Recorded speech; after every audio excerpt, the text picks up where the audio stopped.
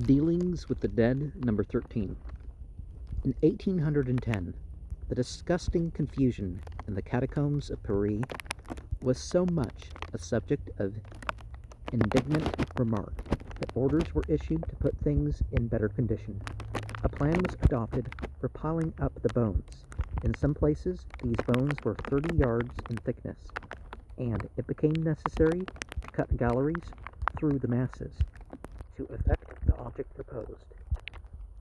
There were two entrances to the catacombs, one near the barrier there for visitors, the other near the old road to Orleans for the workmen. The staircase consisted of 90 steps, which, after several windings, conducted to the western gallery, from which others branched off in different directions. A long gallery extending beneath the aqueduct of L leads the gallery of Port Mahon, it is called. About 100 yards from this gallery, the visitor comes again to the passage to the catacombs, and after walking 100 yards further, he arrives at the vestibule, which is of an octagonal form. This vestibule opens into a long gallery lined with bones from top to bottom. The arm, leg, and thigh bones are in front, compactly and regularly piled together. The monotony of all this is tastefully relieved by 3 rows of skulls at equal distances, and the smaller bones are stowed behind. How very fresh! This gallery leads to other apartments, lined with bones variously and fancifully arranged. In these rooms are imitation vases and altars, constructed of bones and surmounted with skulls, fantastically arranged. This really seems to be the work of some hybrid animal, a cross, perhaps, between the Frenchman and the monkey. These crypts, as they are called, are designated by names strangely dissimilar. There is the Crypt de Job and the Crypt de Anacreon, the Crypt de la Fontaine and the Crypt de Ezekiel, the Crypt de Hervé and the Crypt de Rousseau. An album kept here is filled with mawkish sentimentality, impertinent witticism, religious fervor, and infidel bravado.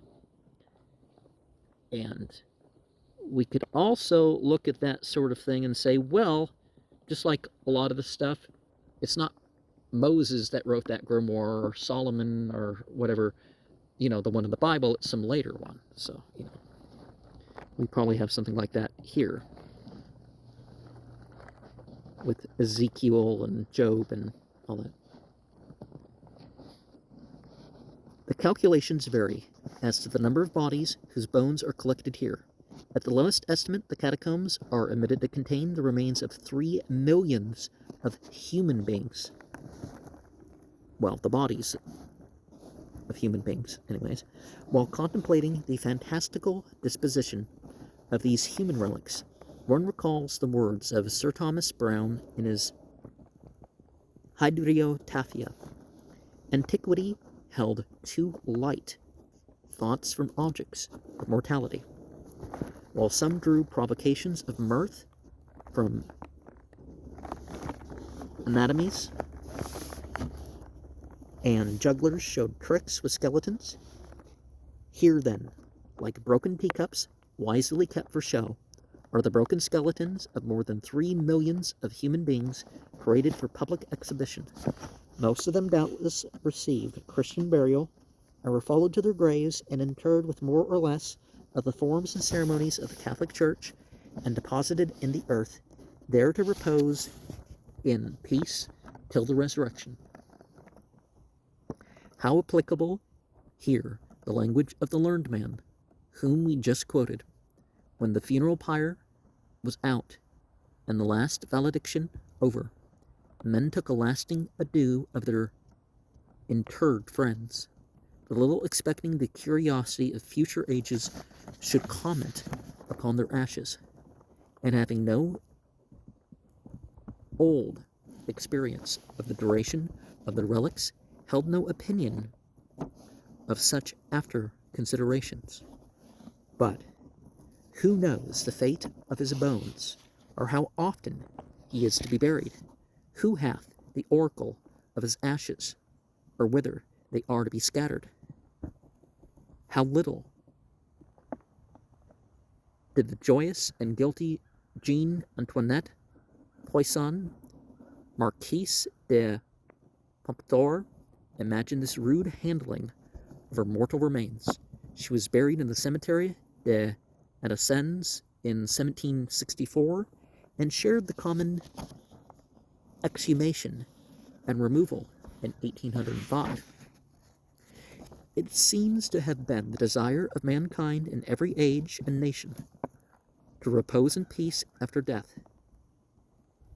In conformity with this desire, the cemeteries of civilized nations, the morass of the Polynesian Isles, and the cities of the dead throughout the world have been, from time immemorial, consecrated and tabooed. So deep and profound has been the sentiment of respect for the feelings of individuals upon this subject that the great public improvements have been abandoned, rather than give offense to a single citizen. Near 40 years ago, a meeting was held in